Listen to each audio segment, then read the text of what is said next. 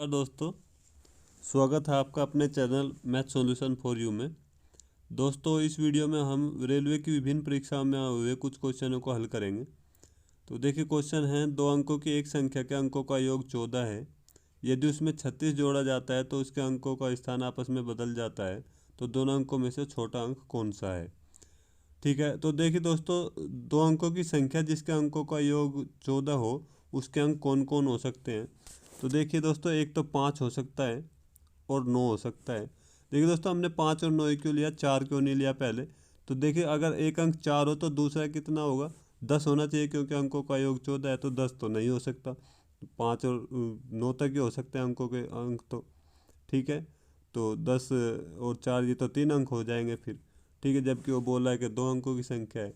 तो 5 और 9 हो सकते हैं, 7 और 7 हो सकते हैं, और 9 और 5 हो सकते हैं। ठीक है, इन्हीं का योग 14 है।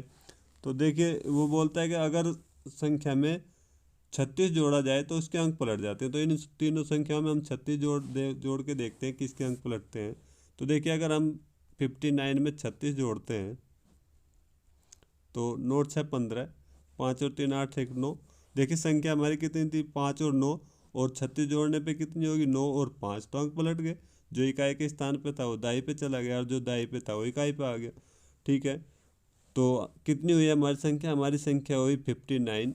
तो वो पूछ रहा है कि इसमें छोटा अंक बताइए, तो छोटा अंक कौन है इसमें? 5। तो हमारा उत्तर कितना हो जाएगा? 5। ठीक है दोस्तों, नेक्स्ट देखिए, राजीव को अंग्रेजी में अंकगणित में मिले अंकों से 1/3 अंक मिले। यदि उसे दोनों विषयों में कुल 128 अंक मिले हों तो अंकगणित में कितने अंक मिले? तो देखिए, दो विषय हैं, एक इंग्लिश है और अंग्रेजी, और दूसरा है मैथ अंकगणित।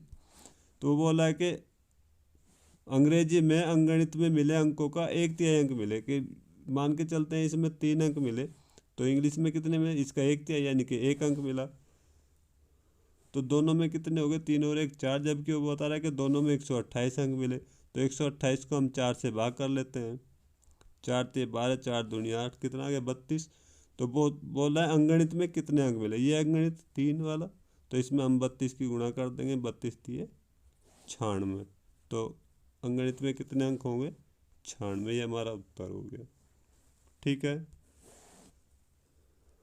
नेक्स्ट देखिए, यदि किसी दो अंकों वाली संख्या को सबसे बड़ी एक अंकों वाली प्राथमिक संख्या यानी कि अभाज्य संख्या, तो एक अंकों वाली सबसे बड़ी अभाज्य संख्या 7 7 होती है।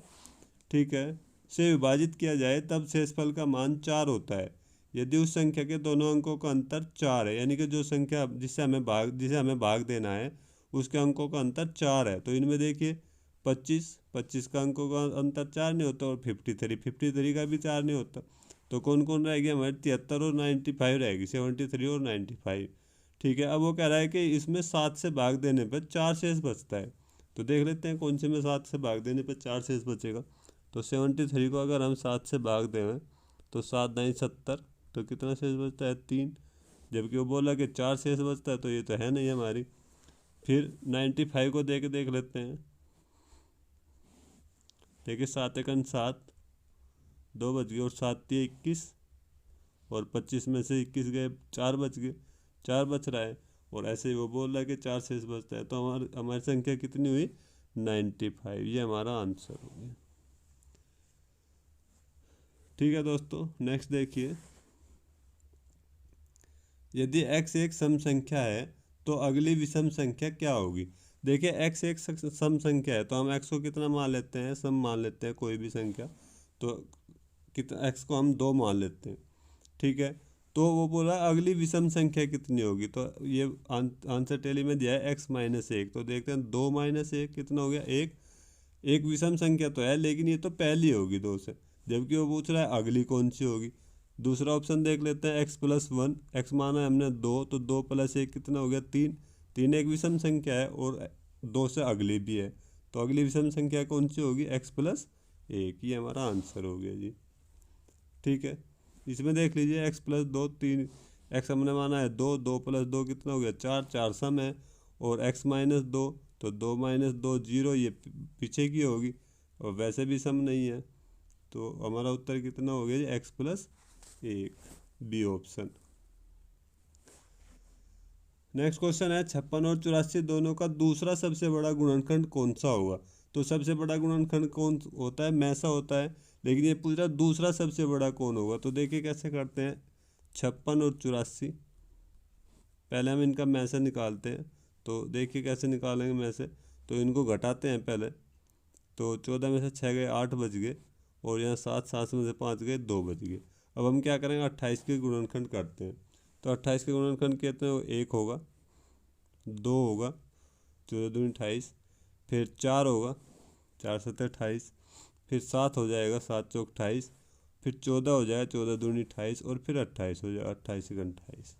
तो ये संख्या है जिनसे इनको जो है दोनों को भाग दिया जा सकता है, 56 को और 84 को।